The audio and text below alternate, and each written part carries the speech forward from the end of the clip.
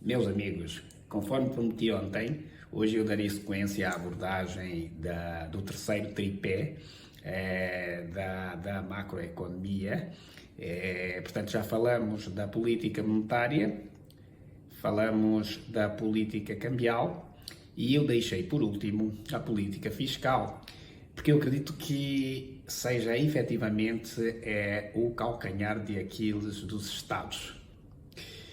Porque, olha, a sensação que eu tenho é que se os Estados não tiverem uma política fiscal bem desenhada, todos os outros pilares, portanto, da política monetária e da política cambial, também começam a claudicar. Porque, olha só, na política fiscal, nós primamos, ou deveríamos primar, em particular, pela meta fiscal. Então, todos os anos, mais ou menos no fim do ano, em Angola em particular no fim do ano, faz-se o Orçamento Geral do Estado. E nesse Orçamento Geral do Estado há o cômputo da expectativa das receitas e o cômputo da expectativa das despesas.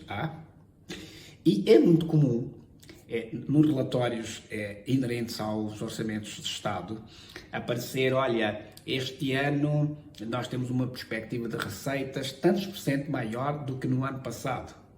Este ano nós temos uma perspectiva de crescimento económico tantos por cento maior do que no ano passado. E, a meu ver, os pontos mais críticos, mais importantes, são identificar a relação dívida-PIB. Isto tem que estar lá, nós temos que entender como é que está esta relação. Porque, por exemplo, não adianta dizer que vai crescer a 3%, sendo que existe uma inflação de, por exemplo, 8% e uma taxa de juros de 15%, por exemplo. Quando tu fazes essa diferença da taxa de juros versus a taxa de inflação, tens que então comparar com o tal de crescimento que está apresentado. Porque se nós temos a taxa de juros descontada da inflação, esse resultado há de castigar a dívida do país, porque a dívida será corrigida por este resultado. A taxa básica de juros descontada da inflação e aplicar-se-á sobre a dívida. Então, a primeira coisa que nós temos que ver quando falamos em política fiscal é identificar se a soma das receitas é capaz, portanto, a expectativa das receitas é capaz de, como é que se diz, de abater as despesas obrigatórias, portanto, pagar as despesas obrigatórias, e ainda sobrar dinheiro para pagar juros, sobrar dinheiro para amortizar parte da dívida e, em tese, deveria sobrar dinheiro para, então, os investimentos em infraestruturas, os investimentos em saúde e educação.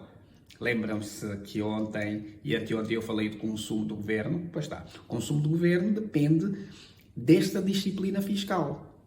Ora, quando fores ler um resultado, uma apresentação do Orçamento Geral do Estado, e eu quero passar para vocês essa experiência, tens que buscar rapidamente se existe um superávit primário, que foi isso que eu falei. Portanto, as receitas têm que ser capazes de pagar as despesas obrigatórias, os salários e tudo mais, do funcionalismo público, e tens que verificar se conseguiu pagar os juros da dívida e se ainda conseguiu abater o estoque da dívida. Do contrário, se isso não acontecer, podes esquecer. Todos os outros pilares, a política cambial e a política monetária, serão afetadas por isso. Então tens que ver lá no report do Orçamento Geral do Estado, se há uma meta fiscal.